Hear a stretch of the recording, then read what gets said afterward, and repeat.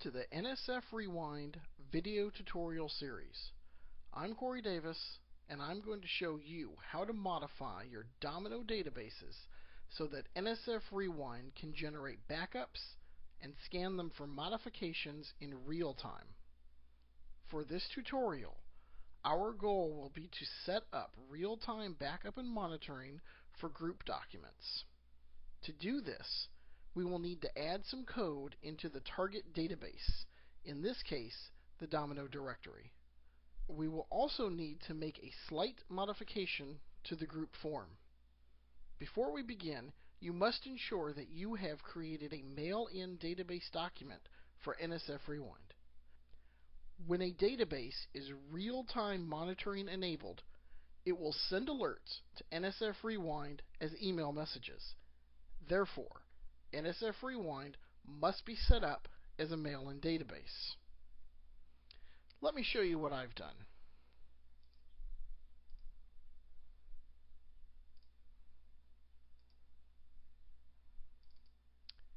Here you can see that I have previously created a mail-in database document. The mail-in database name is nsfRewind, and it points to nsfRewind.nsf on the dev server. Okay, let's get started.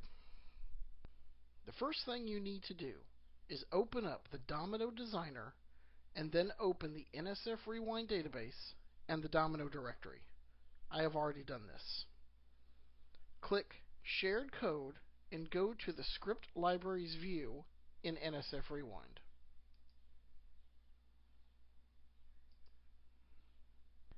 Now find and select both the Rewind dependencies and Rewind external script libraries. Go ahead and copy those. Okay, now we will go into the Domino directory, go to the script libraries, and we will paste the Rewind script libraries. When asked if you would like the libraries to be updated, select yes. There we go. Both libraries are there now. Now that the script libraries are in place, we need to modify the group form. So we'll go ahead and find that and open it up. We'll expand the Globals section, and we'll select Options. In the Options section, we will enter our code. This code is available in Chapter 4 of the nsfRewind manual. You can either type it in or copy and paste it. Now, in the group object, find the post-save subroutine and click it. We now need to enter a call to send information to nsfRewind whenever the form is saved.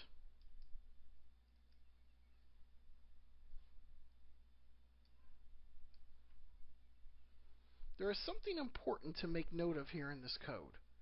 Remember at the beginning of this tutorial, I showed you the mail-in database document for nsfRewind. And remember that the name of the mail-in database was called nsfRewind. If you were to call your mail-in database something else, you would need to modify this code to reflect the name of the mail-in database. For instance, if I had called the mail-in database DB Backups, then I would also need to change the code accordingly as so. Here, within the quotes, this is where the name of the mail-in database would go. So if I called it DB Backups, that's what would need to go there. No, I didn't. So I'm going to put back nsfRewind. But that's just something to keep in mind in case you do change the name of your mail-in database. Okay, that's all we need to do with the group form. We can go ahead and save and close that.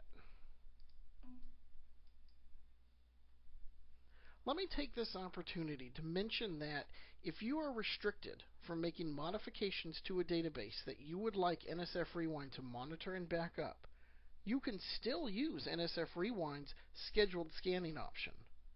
None of the modifications that we are making are required for scheduled scanning to work. They are only required for real-time scanning. Okay, our second and last modification will be to the database script. Let's close these to get them out of the way.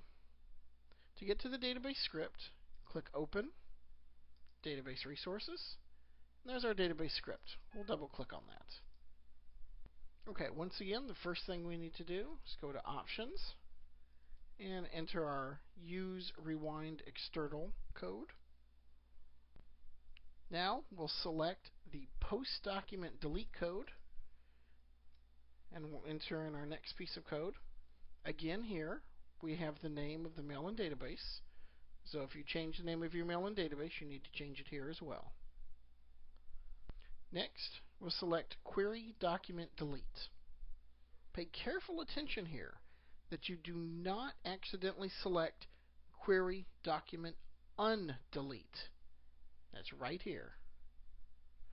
If you select that and you put the code in that subroutine, then nsfRewind will not work properly. In a subroutine like this one, where there is pre-existing code, you should play it safe and put the code in the very first line of the subroutine, as I'm about to do here.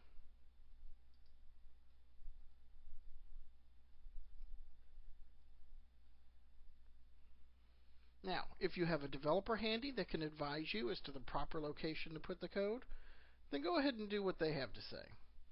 If not, and you're concerned and don't want to just place it at the first line of the code, if you have a current software maintenance agreement, you may contact Connexus support for advice. Now, let's save and close the database script.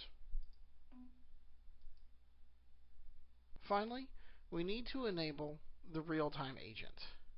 So go back into nsfRewind, into Shared Code, Agents, select the real-time document scan agent. If it is not enabled, go ahead and enable it. And that is all there is to getting real-time document monitoring and backups enabled. Thank you for watching.